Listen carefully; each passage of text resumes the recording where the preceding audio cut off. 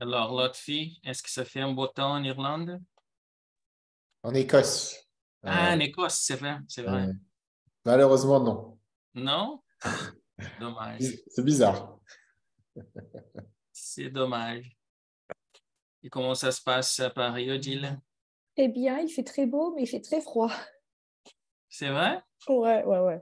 Et toi, à Nice? C'est pas mal, hein. Mais ce matin, il faisait 4 degrés. Ouh. C'était un peu froid quand même, mais là, au midi, il faisait 17, 18, donc ça va. Ah ouais, d'accord, la chance. Non, nous, il fait que... Attends, je vais regarder.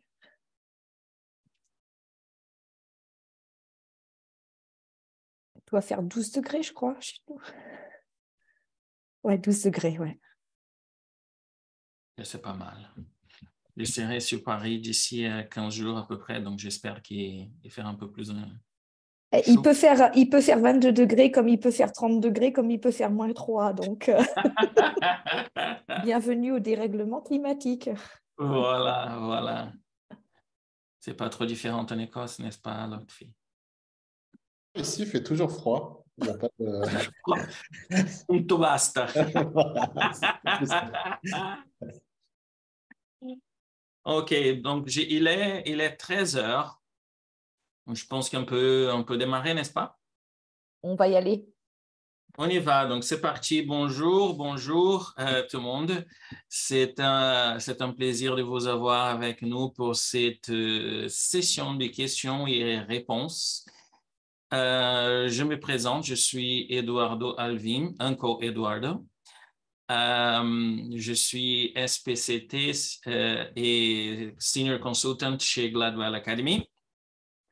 Et je parle aujourd'hui de la belle ville de Antibes.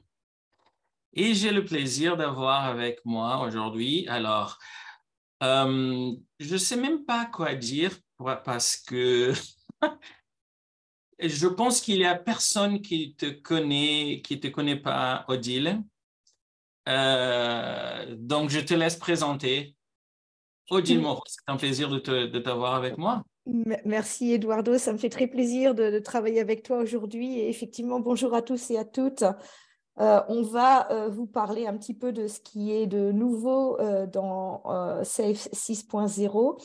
Et moi, j'aimerais commencer déjà par vous dire que la version 6.0, ce n'est pas seulement le framework qui a changé, mais on a aussi beaucoup travaillé sur tout le système, en fait, qui permet de vous aider à atteindre de l'agilité d'entreprise. Donc, si on a le temps, je vous montrerai aussi un petit peu sur Safe Studio, qui est notre plateforme qui englobe, en fait, le framework le site communautaire, pour ceux qui ont déjà passé des formations, ils avaient accès au site communautaire, Safe Collaborate, notre outil collaboratif, et si vous êtes partenaire, comme Gladwell Academy, le portail pour tout ce qui est partenaire.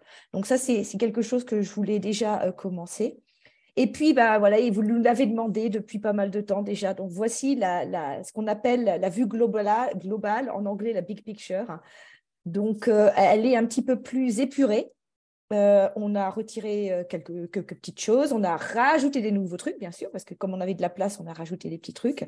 Mais je pense qu'elle est beaucoup plus facile à lire, avec toujours la base, l'objectif d'atteindre l'agilité d'entreprise, avec sur la gauche les compétences clés. Il y en a deux dans la base, Lean Agile Leadership et la Continuous Learning Culture. Et puis, un petit peu plus de fluidité dans la lecture. Donc, à gauche, on a tout ce qui est rôle pour le framework. Ensuite, on a pour chaque niveau, parce que ça, c'est la big picture, donc c'est la configuration la plus étendue, on a à chaque niveau ce que ça veut dire au niveau du flux.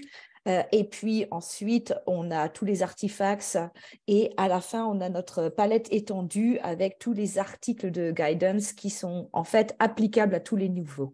Donc ça, c'est un petit peu pour le look and feel, si on peut dire ça ainsi. Mais ce qui est important, et c'était déjà une de vos questions, c'était qu'est-ce qui a vraiment littéralement changé, quels sont les grands thèmes de Safe 6.0. Et on en parlait un petit peu avant de démarrer avec Eduardo. Moi, je pourrais parler pendant 5 heures et Eduardo, tu pourrais parler pendant 6 heures des grands thèmes. Mais bon, on va déjà commencer par les bases. Donc, pour les gens qui étaient intéressés de savoir les grands changements, en fait, on a 6 grands thèmes. Ce n'est pas une coïncidence, 6.0, 6 grands thèmes. Donc, le premier thème, et si vous voulez en savoir plus, on ira un petit plus dans les détails, il y a tout ce qui est le renforcement des bases de l'agilité d'entreprise. Donc, ça, c'est déjà la première chose. Ensuite, on a tout un thème sur rendre les équipes plus autonomes et clarifier les responsabilités. Une des choses qu'on nous a demandé, c'est d'être plus clair dans les rôles, les responsabilités. Donc, ça, on a répondu. Le grand thème principal, alors s'il y avait une personne qui voulait savoir s'il y avait un truc à dire, ça serait sur l'accélération des flux de valeur. Ça, c'est vraiment le thème central. Il y a aussi des ajouts, et ça, on est très content. Il y a l'amélioration de l'agilité d'entreprise avec Safe dans toute l'entreprise, donc en dehors des équipes logicielles ou de solutions cyber physical. Donc ça, je peux vous en parler un petit peu plus tard. Il y a aussi tout ce qui est la construction du futur avec l'artificial intelligence, les big data et le cloud. Et puis, il y a tout ce qui est mesure. Ça, ce n'est pas nouveau en soi. On avait déjà les métriques, les indicateurs, mais on a refusionné tout ça avec mesurer et progresser et les OKR. Donc ça, c'est pour commencer, pour vous mettre en appétit sur les 6 grands thèmes. Voilà. Je te redonne la parole, Eduardo. Donc, on va commencer déjà, je pense, parce qu'il y a une question qui a été posée. Quels sont les éléments de base pour appliquer Safe? Tu veux que je apprenne celle-là? Vas-y. Justement, alors tout ce qui est les éléments de base, on les retrouve en fait à 2 niveaux. On les retrouve en bas de la big picture et au niveau de ce qu'on veut atteindre avec Safe. Donc, je vais commencer par vous expliquer sur en fait l'agilité d'entreprise, parce que ça, c'est pas nouveau en soi-même, mais on a rajouté beaucoup de choses. Et ça, je pense que ça va vous intéresser. Et puis, je terminerai avec les bases. Sachez que je n'irai pas trop dans les détails, mais la Continuous Learning Culture avec le Lean Agile Leadership, c'est 2 compétences clés qui sont de base. Avant, il n'y avait que le Lean Agile Leadership, mais on s'est rendu compte que on ne peut pas progresser si les leaders ne vont pas aussi nous accorder cette amélioration sans relâche, d'explorer en fait et de se former et de faire de l'innovation. Donc ça, c'est des choses qui n'ont pas changé en soi-même, mais par contre, on les a mis ensemble sur le même niveau. Donc ça renforce un petit peu les choses de base. Alors, si je vais un petit peu dans les détails, je vous avais dit que l'agilité d'entreprise, maintenant, elle a sa place. C'était déjà en version 5, mais on a rajouté maintenant un petit peu plus d'explications, parce que c'est vrai que c'était un concept qui était encore un petit peu flou.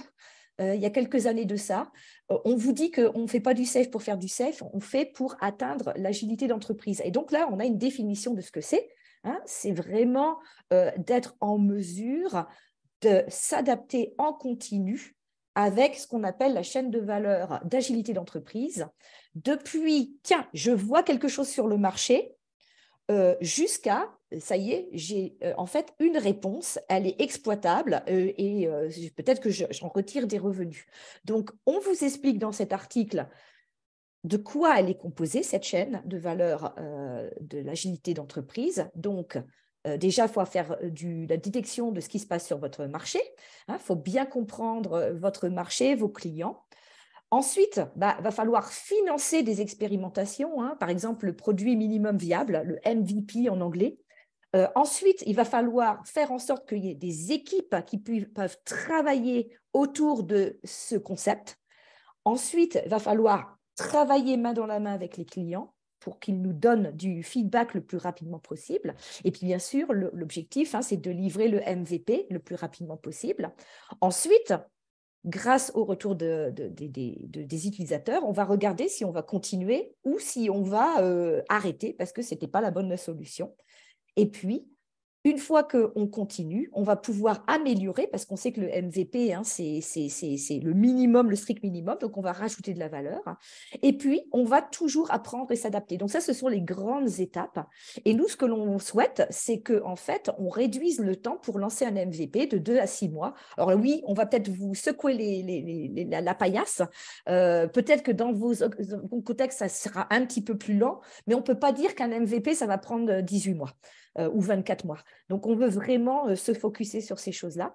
Et puis, ce qui est intéressant, c'est que ces étapes, en fait, elles sont liées aux compétences clés, hein, de l'agilité à l'échelle.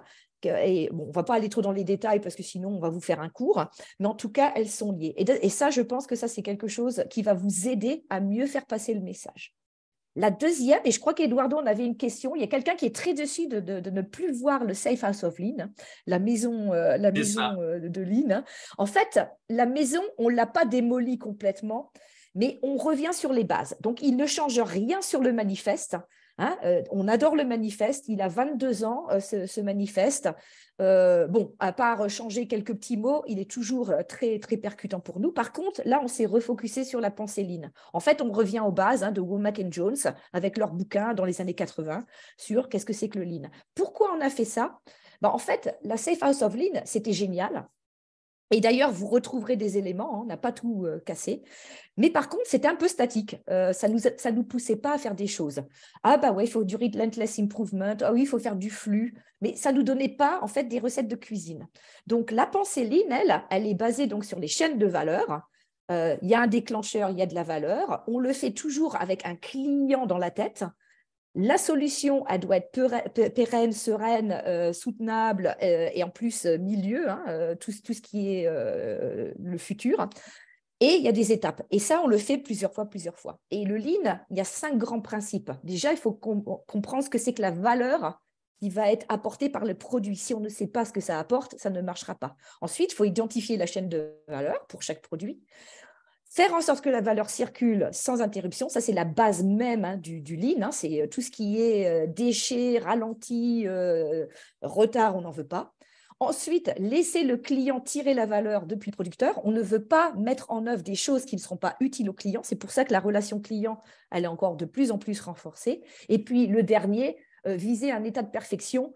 Nous, on sait que la perfection ne sera jamais attenable, mais on pourra toujours améliorer au fur et à mesure. Donc ça c'est important de le voir.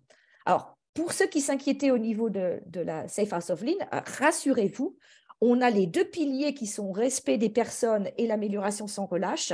En fait, on les a inclus dans nos 4 valeurs fondamentales. Donc, alignement, transparence, ça ne change pas. Respect des personnes, amélioration sans relâche, ça c'est rajouté. Donc, ceux qui se font du souci sur la qualité native et sur l'exécution du programme, ne vous inquiétez pas, on a retrouvé une place pour ces choses-là. Mais ça, c'est important de ressaisir le message. Ce sont les personnes qui font le travail. Et on veut toujours se perfectionner. Donc ça, c'est les choses qui sont un petit peu changées au niveau des valeurs fondamentales. Et puis, le principe numéro 6, donc je vous le disais, hein, c'est tout basé sur la valeur. Ça, c'est en lien direct avec la pensée Lean. Donc, on a reformulé notre principe numéro 6, qui était en fait visualiser, limiter le travail en cours, réduire les tailles de l'eau et réduire la file d'attente. C'était un truc imprononçable. Donc maintenant, on a mis faire en sorte que la valeur circule sans interruption. Je pense qu'il n'y a pas d'ambiguïté. Et on reviendra, hein, peut-être que toi, Eduardo, tu en parleras un petit peu plus. Mais ça, c'est des choses qui sont importantes à faire. Je pense Ouais, non, pardon, je m'excuse de te couper, Odile, parce qu'il y a une autre question aussi. Ouais. Qui est, donc Guillaume Patry a posé la question, quel est le point majeur à prendre en compte selon vous? Donc, lié à ce que tu viens de dire, en fait, pour moi au moins, je pense que la question de flou, elle est très, très forte dans la version 6.0, en fait. Ouais. Et c'est pas pour rien, en fait, qu'on a changé le principe numéro 6. Donc, comme tu as bien dit, on n'a pas démoli la maison de Safe House of Lean, mais elle est incorporée, en fait, dans plusieurs différentes étapes, dans différentes parties. Ouais. Et la question, effectivement, qui s'applique de flow, et là, on va parler de 8 accélérateurs de flow, par exemple. Ouais. On voit toujours la question de visualiser, limiter le travail qui est fait, le travail en parallèle, effectivement. Donc là, ça reste effectivement toujours vrai. La question est un point très important que je suis en train de renforcer tout le temps quand je donne les formations SPC ou même quand je suis en train de faire des conseils, par exemple, c'est la question du bottleneck. Donc, cette question-là de laisser le valeur, effectivement, commencer, il ne pas s'arrêter au milieu ou quand il s'arrête, par exemple. C'est important d'effectivement d'identifier les raisons pour lesquelles on a arrêté complètement le flux et effectivement agir. Donc, c'est être un peu plus proactif dans ce sens-là. Ouais, et d'ailleurs, n'hésite pas à rajouter parce qu'on a effectivement fait un grand travail de recherche sur quelles sont les 8 propriétés d'un système de flux. Je réitère, Safe a toujours été un système de flux dès sa conception, dès la version 1.0. Par contre, on s'est plutôt basé sur les cycles courts, le Scrum. Là, on revient vraiment sur les bases. Et comme tu l'as dit, Eduardo, les 8 propriétés de flux ont fait qu'il y a 8 accélérateurs de flux. Je ne sais pas si tu veux en parler un petit peu plus. Non. En fait, c'était effectivement ça parce que pour moi, c'est le changement, l'amélioration la plus importante au niveau de la version 6.0. Exactement. Et je pense que tu as touché un point très important tout à l'heure aussi quand tu as parlé des MVP, par exemple. Parce que là, si tu regardes le numéro 4, qui en a dans l'écran là, la question d'obtenir un retour d'information le plus rapidement, on parle des MVP, effectivement, tout le temps. Donc, cette capacité de pouvoir livrer de valeur, mais aussi d'apprendre. Parce qu'il y a un autre élément qui, pour moi, c'est aussi très important, parce que les gens suivants, ils vont comprendre que la valeur, ça veut dire effectivement l'argent de revenu, par exemple. Et ce n'est pas forcément ça. Donc, bien sûr, c'est de l'argent, mais c'est aussi la connaissance que cette petite valeur, il va nous apporter aussi. Pourquoi ça? Parce que ça va donner aussi l'opportunité d'un client de donner un feedback plus effectif, plus efficace, et pour nous d'apprendre est-ce qu'on est dans les bons chemins ou pas. Exactement. Et puis, si je peux rajouter, au niveau du feedback, il y aura le feedback du client, qui est super important, mais il y a aussi le feedback de toutes les équipes qui contribuent à cette valeur. Est-ce qu'on est bien organisé? Est-ce qu'on travaille déjà sur les bonnes choses? Oui, tout à fait. Ouais, ça, c'est crucial. Ouais. Et une petite mention aussi au numéro 3, minimiser le nombre de relais et de dépendances. Là, c'est aussi très important. Pourquoi? Parce que tout l'intérêt d'avoir un train, effectivement, c'est de minimiser les dépendances. Minimiser les dépendances entre les différents trains et entre les différentes équipes aussi. Et j'ai dit toujours, je ne sais pas, tu peux dire que ce n'est pas correct, Odile, pas de souci. J'ai dit toujours aux RTE, par exemple, que quand je suis devant un program board, donc cette graphe-là, et je vois trop de dépendances, mais beaucoup de dépendances, ça veut dire qu'on doit commencer à se poser des questions. Est-ce qu'on a un train qui est bien designé? Est-ce qu'on a un train qui est bien conçu, effectivement? Parce que l'intérêt, c'est effectivement de diminuer la question des dépendances, n'est-ce pas? Oui, exactement. Et si tu veux, je peux aussi rajouter ce qu'on a aussi dans les bases et qui va vous aider également à se poser les bonnes questions, c'est qu'on a revu aussi la feuille de route de mise en œuvre de SAFE. On l'a simplifiée. Donc, on a retiré la première partie qui était un petit peu noir et blanc, hein, qui était soit on fait des waterfall et de la doc agile. En fait, il y a des 100 000 raisons pour pouvoir se mettre à l'agilité. On a aussi, donc ça c'est plutôt le point 4, organisé autour de la valeur. Donc ça, encore une fois, on a mis en valeur l'atelier d'identification des chaînes de valeur et des trains, qui est traduit en français en plus. Hein. Donc, plus d'excuses, je ne sais pas comment le faire, surtout pour les SPC qui nous écoutent. Tout a été traduit en français, donc téléchargez la version. Ça va être super intéressant parce que, comme tu l'as vu toi aussi, Eduardo, hein, on a lancé des trains, mais quelquefois, c'est des trains, mais alors vraiment bric-à-brac. Hein. Et d'ailleurs, c'était aussi une des questions qui nous a été posée. Pourquoi on a retiré le mot programme?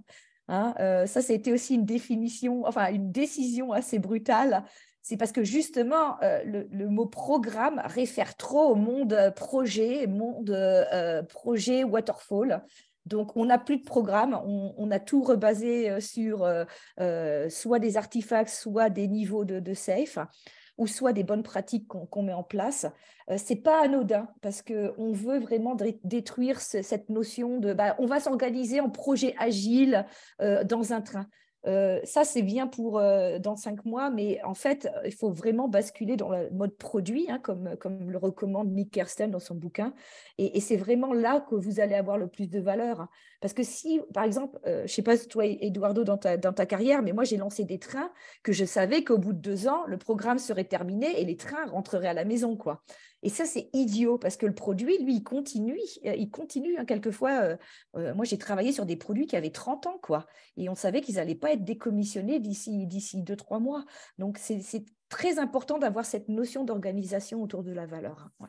Certainement, j'ai déjà vu ça, en fait. Et normalement, c'est comme c'est dans des sociétés qui sont en train de lancer des trains, comme tu as mentionné.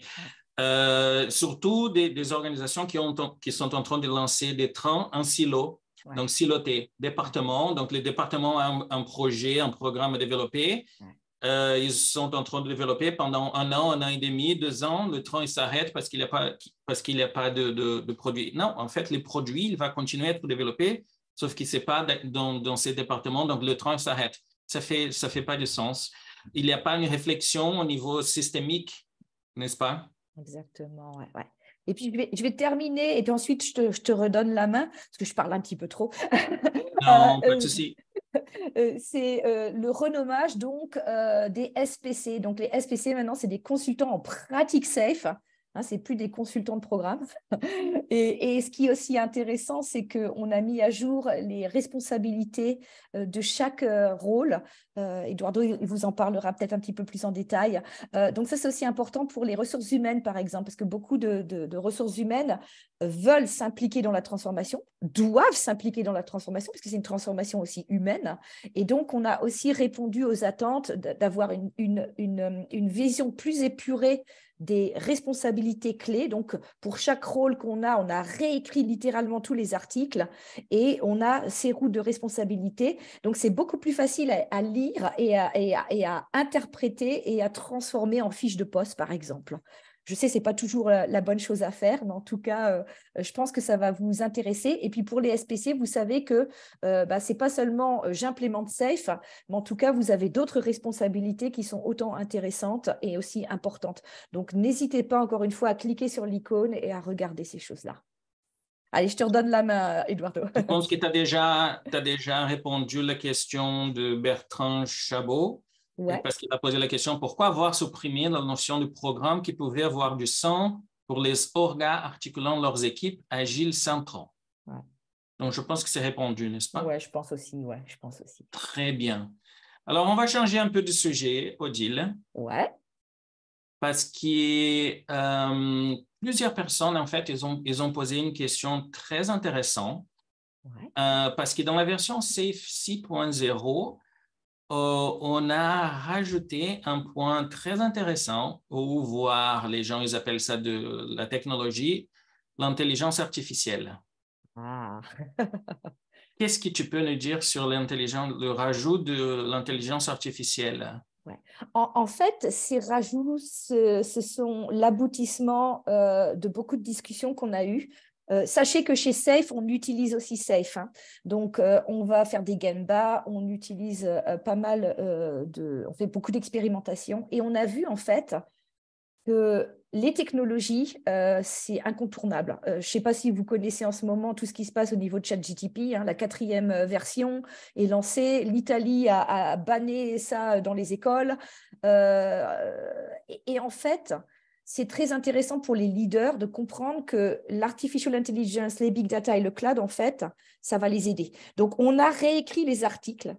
Maintenant, il y a les icônes sur la vue globale et la palette étendue. Donc, les articles déjà sont plus accessibles. Ça, c'est la première chose. La deuxième, non, ce n'est pas complet du tout. N'attendez pas à des miracles. L'IA, par exemple, c'est plutôt une landing page avec tout ce qu'on a observé. Mais ce qui est important, c'est que l'IA, ça va vous aider à tous les niveaux. Par exemple, la semaine dernière, super intéressant, on a regardé une démo d'une société qui utilise l'artificial intelligence pour faire tous les ateliers de mapping de chaînes de valeur. Donc, par exemple, si vous voulez accélérer vos chaînes de valeur, et bien maintenant, tu peux connecter tous tes systèmes. L'IA te calcule ça en 5 minutes, donc tu n'as plus besoin de faire un atelier de jours pour savoir. Alors, il y a du bien et il y a du pas bien, hein, parce que tu le fais, en fait, c'est l'IA qui le fait, donc il n'interroge personne. Mais en fait, ça peut t'aider déjà à avoir les données qui vont être importantes. Et ensuite, c'est du travail humain parce que, encore une fois, ce n'est pas l'IA qui va faire la programmation, quoique il y a déjà des choses que tu peux demander. Donc ça, c'est déjà important pour vous en tant que SPC ou RTE ou Scrum Master. Vous pouvez déjà utiliser ces technologies. Et la plupart sont déjà gratuites. Il faut bien rechercher. Puis bien sûr, il faut faire des expérimentations, hein, comment connecter tout ça. Donc l'IA, c'est non seulement au niveau des trains existants, mais ça peut également, parce qu'il y a une autre entreprise qui prétend, elle, pouvoir faire de l'identification de vos chaînes de valeur opérationnelles et de développement. Donc ça, encore une fois, ça peut énormément déjà vous aider à avoir les options. Et vous, encore une fois, au niveau de votre contexte, parce que vous le connaissez beaucoup plus que l'IA, vous allez pouvoir faire des choix et vous allez pouvoir mettre ça en place. Donc, l'IA, super intéressant. Les big data, on l'a mis au niveau du portefeuille. Mais ça ne veut pas dire que ça ne vit qu'au niveau du portefeuille. Par exemple, si vous voulez prendre des décisions au niveau de vos budgets, au niveau de l'allocation, on sait qu'on a le budget participatif, par exemple, mais le budget participatif couvre seulement qu'un aspect, c'est l'alignement sur les grandes épopées que vous voulez faire. Par contre, dans le budget participatif, on ne va pas regarder tous les horizons d'investissement. Et ça, le big data peut vous permettre d'avoir, encore une fois, ces données prêtes à l'emploi pour que vous puissiez vous poser les bonnes questions. Puis le cloud, c'est pas nouveau, hein, ça existe déjà depuis, moi, j'en parle depuis 25 ans. Le cloud, c'est vraiment ce qui va vous pousser à vous mettre en ligne agile. Parce que on ne peut pas avoir un cloud performant si on utilise encore des projets, si ça nous prend 24 mois pour mettre des choses. Le cloud, c'est tout ce qui va vous aider à améliorer la rapidité et l'adaptabilité, en fait, au niveau du développement de vos produits. Donc ça, c'est des choses qui sont très importantes. Je ne sais pas si tu as des trucs à rajouter, parce que moi, je ne suis pas tellement technique, mais en tout cas, ce sont des 3 thèmes qu'on ne peut plus ignorer, en fait. Je pense que tu as bien dit, surtout dans la question de l'intelligence artificielle, c'est un avantage compétitif aujourd'hui. Il n'y a pas trop de sociétés encore dans le monde qui sont en train de l'utiliser d'une façon plus effective, mais on commence à voir des choses qui sortent tous les jours, effectivement. Et on ne sait pas exactement où est-ce qu'on va y aller dans ce sens-là. Il n'y a pas très longtemps, il y a à peu près 3 semaines, 4 semaines, juste pour mentionner, j'ai vu une présentation d'une société, d'une personne, en fait, qui était en train de demander à ChatGPT, par exemple, des conseils pour le design d'un train, pour donner des conseils, par exemple, des équipes agiles. Donc, en fait, il a designé le ChatGPT comme si le ChatGPT était un coach agile. Et j'étais impressionné, effectivement, par la qualité des réponses. Donc, ça ira certainement impacter directement les sociétés. Ça va peut-être impacter ce que nous, on fait, effectivement, comme l'exemple de l'atelier de chaîne de valeur, comme tu viens de mentionner. Mais je pense, encore une fois, le plus important, c'est l'avantage compétitif. Comment on va utiliser ça? Donc, l'utilisation de l'IA, par exemple, liée au big data, je pense qu'au niveau de portfolio, au minimum, ça va nous donner un avantage de pouvoir effectivement pivoter ou continuer à persévérer, par exemple, dans les décisions les plus stratégiques. Donc, je pense qu'il bien utilisé, va aider beaucoup les organisations, effectivement. Et bon, et comme tu viens de dire, cloud, c'est pas quelque chose de nouveau. Non, tout à fait. Alors, donc, comment on parle déjà de portfolio, de l'IA, les big data, il y a une question très intéressante. C'est une question de Nicolas. Y a-t-il des évolutions concernant l'Enterprise Architect, Lean Portfolio Management et au niveau des OKR? Alors, au niveau de l'architecte, il va y avoir des améliorations. Donc, on va lancer d'ici l'été la version 6 de l'architecte. Alors, je vais être tout à fait honnête avec vous, je n'ai pas eu le temps de regarder ce qu'il y a de différent, mais effectivement, il y aura des changements parce que tout ce qui est au niveau des flux, comme on a beaucoup plus de maturité, ça va être certainement mis en œuvre dans la version.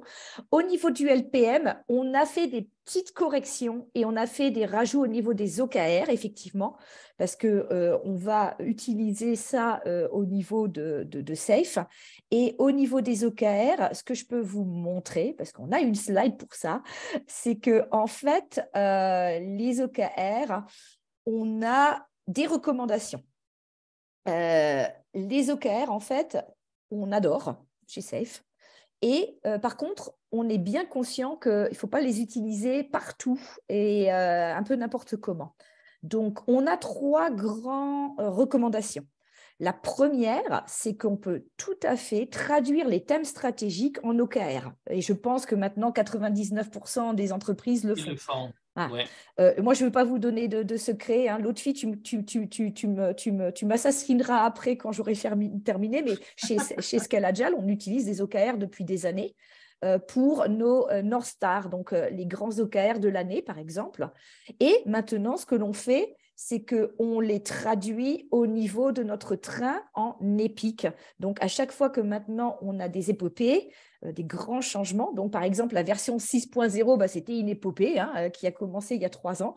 Donc là, elle a abouti, ça c'est bien. On a utilisé aussi les OKR pour écrire les bénéfices économiques qu'on attend au niveau des épopées. Donc ça, c'est aussi important. Les key results, ça va nous aider à pouvoir mesurer en fait l'avancement de l'épopée, parce que vous savez que l'épopée, ça met pas mal de PI pour le faire, en combinaison des KPI, parce que les KPI ne disparaissent pas, hein, les KPI, c'est plutôt des indicateurs de santé que l'on peut. On peut regarder si on fait quelque chose, est-ce que ça a une influence sur nos key results. Donc ça, c'est la deuxième recommandation. On ne va pas plus en bas, parce que c'est idiot de créer des PI objectifs en forme d'OKR. Un PI objectif, c'est sur 6 à 12 semaines. Croyez-moi, les équipes... Voilà, exactement. Les équipes, elles savent comment écrire leurs objectifs. Laissez-les tranquilles. Si vous avez des OKR personnels, aussi, moi, je trouve que c'est complètement irrélevant parce que tant qu'il n'y a pas cette cascade et ce looping sur les choses, on peut travailler sur des choses personnelles qui peuvent en fait complètement détruire le système. La pensée systémique, encore une fois, elle est très importante.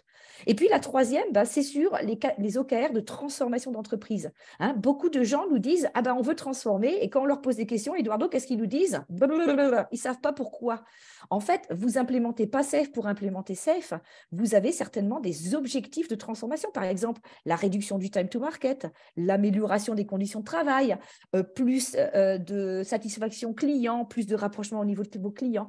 Donc, ces OKR de transformation, ça peut être super puissant pour les équipes du LES, hein, le Centre d'expertise Lean et Agile, pour faciliter la transformation et puis aussi avoir des mesures régulières, parce qu'on voit ça trop souvent, on ne commence pas à mesurer dès le début. Donc, si on arrive, nous, 1 an ou 6 mois après, on n'a pas l'impression que ça marche, montrez-nous vos métriques et elles ne sont pas là. Donc, ça peut vous aider. Donc, moi, je vous invite à regarder les 3 articles, encore une fois. Ils ont été bien écrits, il y a des exemples concrets ça a l'air de bien marcher. On a des super retours positifs sur ce cas-là. Et puis, vous inquiétez pas, là, c'est la version 6.0, mais on continue, on va améliorer les articles. Et à chaque fois qu'on aura des retours d'expérience, hein, on rajoutera encore des choses. Ou on corrigera des choses, ou on retirera des choses. Voilà. Alors, juste pour ajouter par rapport à la rôle d'architecte, parce que tu as mentionné, par exemple, qui est la nouvelle version d'Architect et il viendra à peu près avant l'été, c'est ça? Oui, je pense, juste avant l'été, je pense. OK. Moi, je suis quelqu'un de technique de base, en fait, mais ça fait très longtemps. Ce que je pense de la rôle d'architecte, je dis toujours, en fait, on a traité et on a oublié le rôle d'architecte dans une transformation. C'était quelqu'un qui est de technique, qui apportait quelle valeur technique, ce type de choses. Et moi, et spécialement après la version 5.0 de SAFe, je pense qu'on a mis un accent très important sur le rôle d'architecte et on voit effectivement dans les différentes sociétés il y a un changement déjà pour cette rôle-là, dans cette rôle. Pourquoi j'ai dit ça? Parce que quand on pense, par exemple, qui est un architecte, quel que soit le niveau de système architecte, le solution architecte ou l'enterprise architecte, par exemple, on parle de quelqu'un qui va s'en occuper de l'infrastructure, architecture, la technologie. Et là, si je colle en fait avec les sujets qu'on a discutés tout à l'heure, par exemple de la IA, la big data, par exemple le cloud, donc l'architecte, c'est quelqu'un qui doit avoir cette pensée plutôt stratégique, aider dans la... Je pense que je me suis bloqué. Non. Je t'entends, je t'entends encore.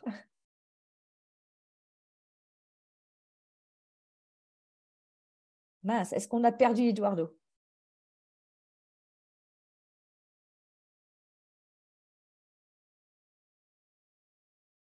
Il a l'air bloqué, effectivement, mais bon, on peut attendre un petit peu, sinon, Odile, tu peux peut-être reprendre.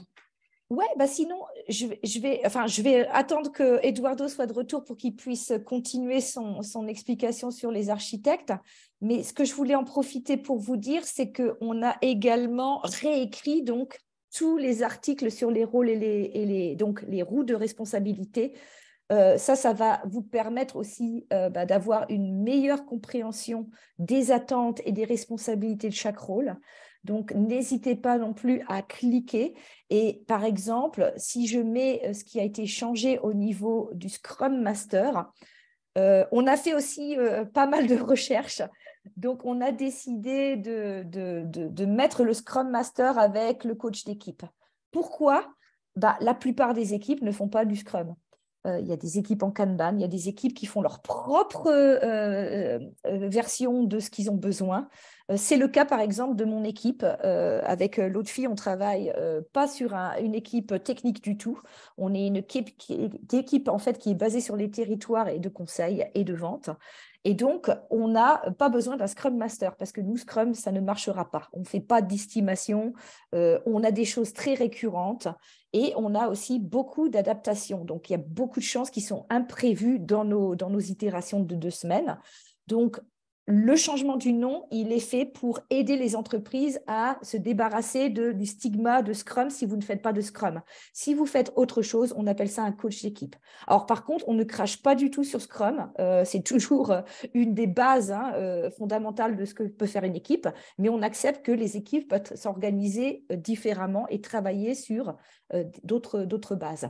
Donc, pour le Scrum Master, c'est pareil. On a les 4 ou 5 responsabilités et on a les responsabilités non seulement au niveau des équipes, mais aussi au niveau du train. Parce que, encore une fois, un Scrum Master qui reste dans son équipe n'apporte aucune valeur dans la vue d'ensemble. Donc, on a aussi des responsabilités pour, par exemple, la planification du PI. On a aussi l'amélioration du flux et puis également améliorer les performances du train puisque l'équipe pour laquelle il aide va aussi contribuer. Donc ça, c'est des choses qui sont peut-être très subtiles, mais en tout cas très importantes. Alors, je ne sais pas si, Eduardo, tu es de retour, tu me fais un petit signe, n'hésite pas. Ouais, super. Et je vais juste encore dire 30 secondes parce que tu es en train de l'expliquer. Pour certains rôles, on a aussi mis en œuvre plus d'informations sur la collaboration. Et d'ailleurs, je vais te redonner la parole, Eduardo, parce que tu étais en train de nous dire quelque chose de très passionnant sur les architectes. En fait, je disais que le rôle d'architecte, c'est beaucoup plus stratégique aujourd'hui qu'un rôle effectivement technique, n'est-ce pas? Parce qu'ils ont toujours un mot à dire au niveau et discuter, par exemple, avec les business owners, avec les exécutifs. Est-ce qu'on doit implémenter la technologie X ou Y, par exemple, ou est-ce qu'on doit effectivement y aller dans le sens de la technologie au niveau de l'infrastructure aussi, c'est très, très, très important de réfléchir dans ce sens-là. Donc, si dans la version 5.0, c'était déjà très important le rôle d'un architecte, dans la version 6.0, c'est encore plus important. Parce que justement par rapport à l'ajout des technologies qu'on a vu, il y a Big Data, le cloud qui viennent effectivement plus puissants dans ce sens-là. Donc, à mon avis, et c'est toujours que j'ai dit, le rôle d'un architecte, c'est beaucoup plus stratégique qu'un rôle technique.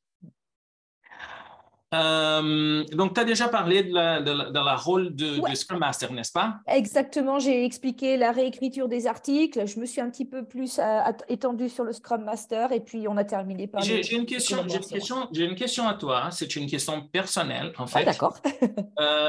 Personnelle. C'est une question à moi parce que des gens m'ont posé déjà la question. Si je vois, par exemple, le Scrum Master qui aujourd'hui il est un Scrum Master coach d'équipe, est-ce que je peux considérer que le Scrum Master coach d'équipe, il est aussi un coach au niveau du flou ou il va coacher l'équipe pour avoir du flou, c'est ça? Ah ouais, tout à fait. Et c'est déjà aussi une base fondamentale de son rôle. Le rôle du Scrum Master, du RTE, du SPC, c'est d'améliorer le flux. Alors, c'est bien que tu me fasses un petit pont parce que le flux, en fait, il y en a partout. SAFe, je vais peut-être me répéter, mais SAFe est un système basé sur les flux depuis sa conception, il y a 12 ans. Par contre, c'était un petit peu caché par d'autres choses. Donc là, le flux est revenu en mode star, donc on en a partout. Donc effectivement, vous verrez dans les articles de guidance sur le flux, à chaque niveau, ce n'est pas une réécriture, on agrègue, hein, c'est des articles qui sont complètement différents. on va mettre en œuvre ce flux. Et les Scrum Masters, comme les RTE, comme les SPC, ils ont cette notion de comment moi je vais faire avancer le flux, comment je vais le mettre en œuvre, comment je vais le visualiser, comment je vais élaborer des techniques pour déjà comprendre qu'est-ce qui se passe au niveau de mes équipes. Donc, par exemple, si je reviens sur les 8 propriétés du flux, qu'est-ce qui se passe au niveau de mes équipes? Est-ce que, par exemple, j'ai trop de travaux en cours? Est-ce que j'ai des goulets d'étranglement? Ça veut dire que, par exemple, je n'ai pas une équipe qui est vraiment pluridisciplinaire et on doit attendre quelqu'un d'autre dans une autre équipe de faire ces choses-là.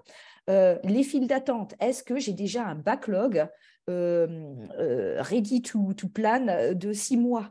Ça va démotiver les choses. Aussi, est-ce qu'on a beaucoup de relais entre les équipes parce qu'on n'a pas des équipes pluridisciplinaires ou des équipes qui sont en T-shape? Par exemple, dans mon équipe, je n'ai pas de testeur. Donc, automatiquement, ça entraîne un goulet d'étranglement. Donc, ça, c'est des choses qui sont très importantes. Donc, le Scrum Master, lui, il doit savoir ces choses-là. Et d'ailleurs, les formations Scrum Master et Advanced Scrum Master, ils reflètent ces changements-là. Parce qu'on pense toujours au Scrum Master Team Coach, un scribe, un facilitateur, mais non, c'est vraiment un initiateur de flux. Donc, encore une fois, au niveau du Scrum Master, vous allez comprendre quels sont les accélérateurs du flux que je peux mettre en place pour aider mon équipe à faire en sorte que la valeur qui est produite par mon équipe continue à circuler sans interruption. Donc ça va être des choses qui vont être très importantes. Et je pense que ça va revaloriser le rôle du Scrum Master. Je ne sais pas ce que tu en penses, Eduardo, je ne sais pas si tu l'as déjà vu. Je suis complètement d'accord avec toi et je pense que c'est une évolution très importante. En fait, plus qu'une évolution très importante, c'est une reconnaissance parce qu'on voit dans les marchés, dans les différentes sociétés, je vois toujours effectivement qu'il y a des équipes qui ne font pas forcément du Scrum, par exemple. Nous, chez Gladwell, on utilise SAFe aussi, We Walk the Talk, comme on dit. On a des équipes agiles aussi, mais on ne fait pas forcément du Scrum. Donc Marion, comme elle a un peu caché, elle est le Scrum Master de notre équipe du marché francophone. Donc, elle fait effectivement plutôt la question du coach d'équipe qui est effectivement une Scrum Master en tant que tel, n'est-ce pas? Une autre chose, on voit, parce que j'ai vu que Guillaume, il a mis quelques commentaires dans les chats, en disant que dans sa société, ils utilisent le mot Agile Master. Et je vois ça, en fait, un peu partout. Pourquoi? Parce que les sociétés ne veulent pas se coller avec Scrum, ils veulent être beaucoup plus génériques, on va dire. Donc, c'est la question de l'agilité. Tu peux choisir n'importe quelle sauce, n'importe quelle méthodologie, n'importe quel framework, et ça va bien coller, effectivement, ça va bien marcher. Donc, pourquoi se limiter avec une rôle qui est du Scrum et pour y appliquer dans d'autres frameworks ou méthodologies qui c'est pas forcément la même chose. Donc, je pense que c'est déjà très, très intéressant.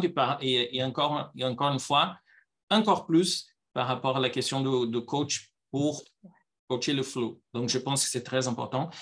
Et dans ce sens-là, en fait, il y a plusieurs sociétés, effectivement, qui disent, pour être un Scrum Master, il te suffit d'avoir quelqu'un qui a du temps libre dans une équipe. Ouais. Je pense qu'il n'était pas d'accord avec cette phrase-là non plus. Hein. Non, pas vraiment, parce que c'est vraiment des connaissances, c'est du coaching, c'est des connaissances que pas tout le monde peut avoir, et puis pas tout le monde a l'affinité avec ces choses-là. Donc, le rôle d'un Scrum Master ou d'un coach d'équipe ou d'un Kaizen Master, nous, en fait, je vais vous révéler un secret, on s'en fiche comment vous les appelez, ces personnes-là, mais par contre, il faut qu'elles soient reconnues. Et comme tu l'as dit, Eduardo, on est tout à fait OK avec Scrum. On a seulement fait des petites améliorations parce que Scrum, c'est équipe. Donc, nous, comme on fait équipe au niveau d'un train, on a les liens avec ce que vous faites au niveau du train. On a exactement la même chose au niveau du Kanban. S'il y a des équipes qui sont en mode Kanban, pareil, tu as un train, tu as des objectifs aussi de PI. Et puis, ce que je voulais rajouter, c'est aussi pour les praticiens qui sont plutôt extreme programming. c'est toujours là. Hein. Encore une fois, on n'a pas perdu ça. Et je vous avais dit, la qualité native, hein, qui était un ancien pilier de la Safe House of Lean, maintenant, c'est aussi tout à fait, les bases de la qualité native, elles sont toujours là. Donc, il y a des bases communes. Ça, c'est pas important ce que tu fais. Est-ce que tu es une équipe métier, une équipe software, une équipe cyber physical ou une équipe de production? Il y aura des bases communes. Et ensuite, tu rajoutes ce qui est nécessaire pour vraiment mettre les choses bien. Et les definition of done qu'on a piquées d'Extreme Programming, on les réutilise et c'est toujours de la base. Faire du test en amont au lieu du test à la fin, ça, c'est toujours des bonnes pratiques. Donc, faites passer le message, hein, on n'est pas du tout contre ces choses-là, au contraire, et on leur a donné maintenant la bonne position, hein, au niveau du framework. Voilà. Je pense que c'est bien dans l'esprit agile, n'est-ce pas? On utilise, réutilise, on améliore, on expérimente. Exactement. Et on voit qu'est-ce que ça marche. Exactement. Bien chez nous, n'est-ce pas, par rapport à notre contexte. Tout à fait, exactement. Marion vient de nous dire qu'il ne reste pas beaucoup de temps, donc je n'ai une question de Didier. Si tu me permets, Didier, je vais changer un tout petit peu parce qu'on a déjà parlé de quelques parties de ta question. Il a posé la question, quels sont les impacts sur les ArcSync? Mais là, je vais juste rephraser. Donc, est-ce qu'il y a des changements au niveau de Arc, par exemple, par rapport au PO-Sync, ArcSync et Scrum of Scrums, quelque chose comme ça, ou pas? Alors, il y a des petits changements, c'est surtout au niveau du langage, des termes.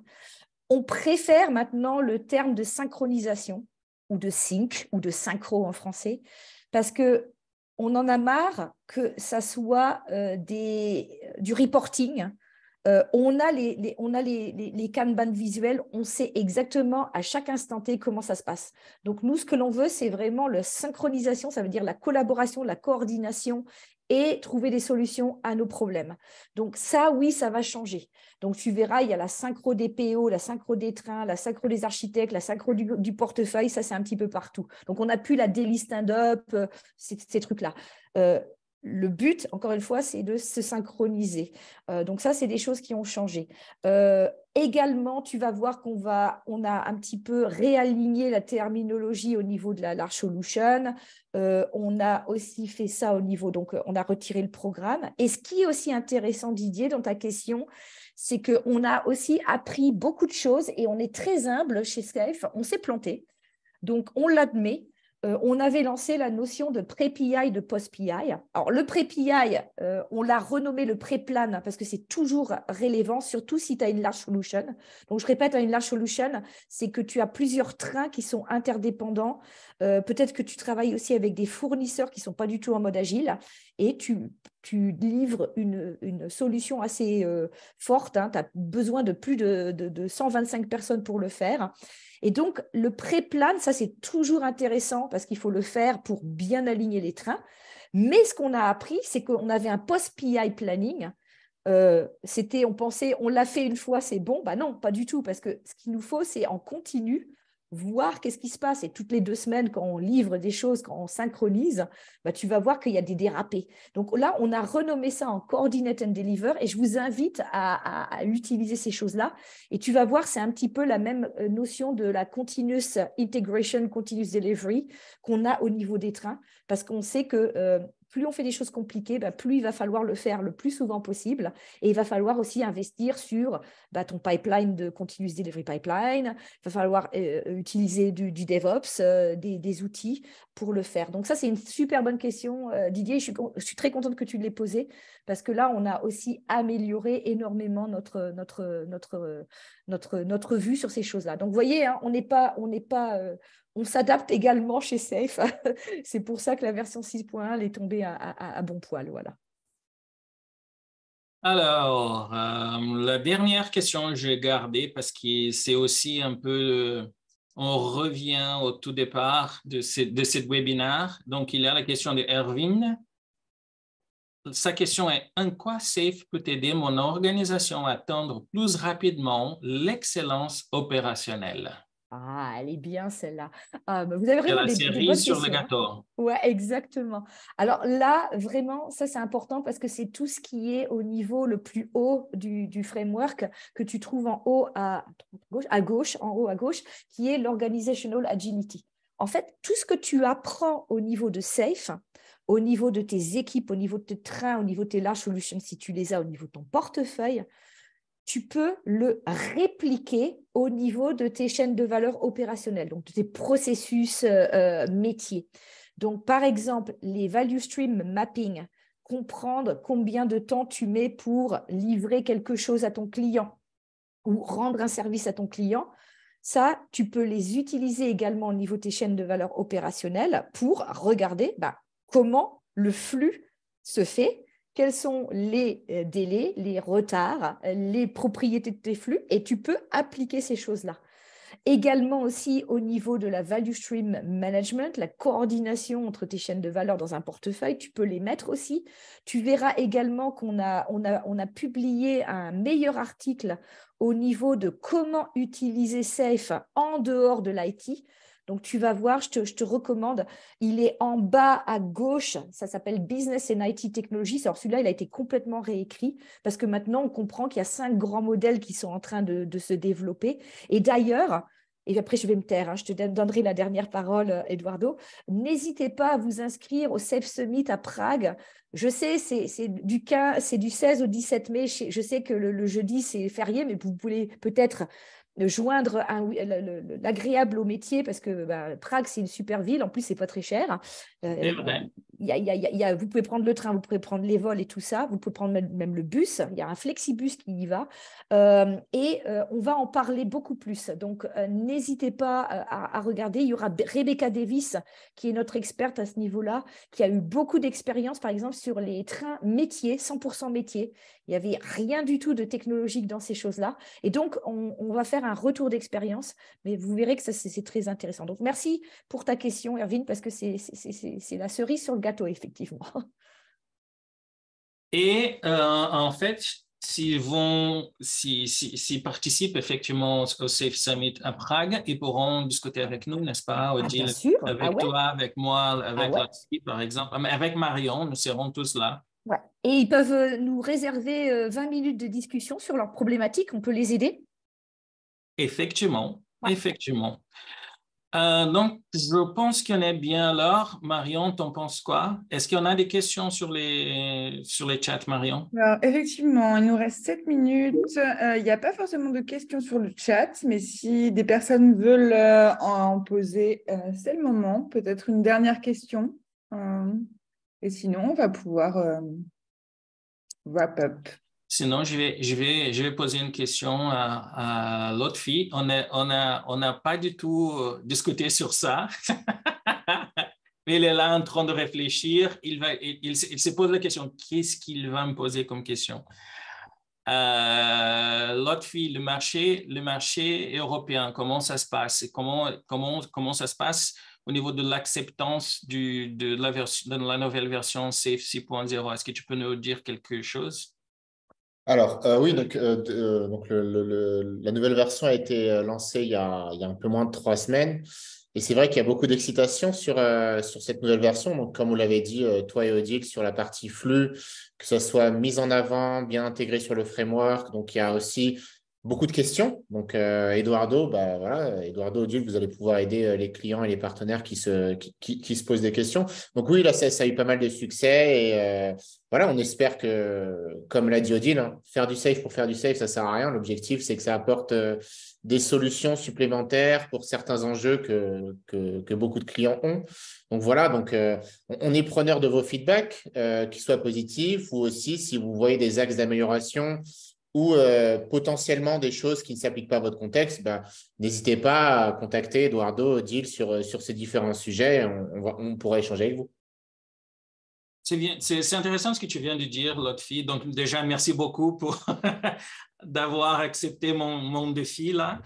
Ce que tu viens de dire, c'est très intéressant parce qu'on a des groupes de travail, effectivement, qui on discute sur des sujets spécifiques On travaille sur les feedbacks qu'on reçoit dans des gens, des participants de formation, des sociétés aussi qui sont en train de développer et qui sont en train d'implémenter SAFe pour les aider, effectivement.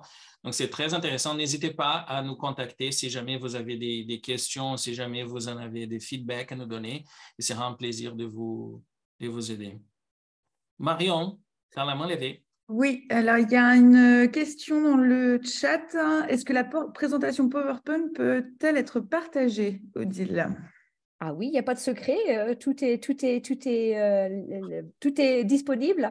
On a fait un sacré travail de traduction. Peut-être qu'il y aura des petites fautes d'orthographe. Pardonnez-moi en avance. Mais oui, tout à fait, ouais, on pourra la partager.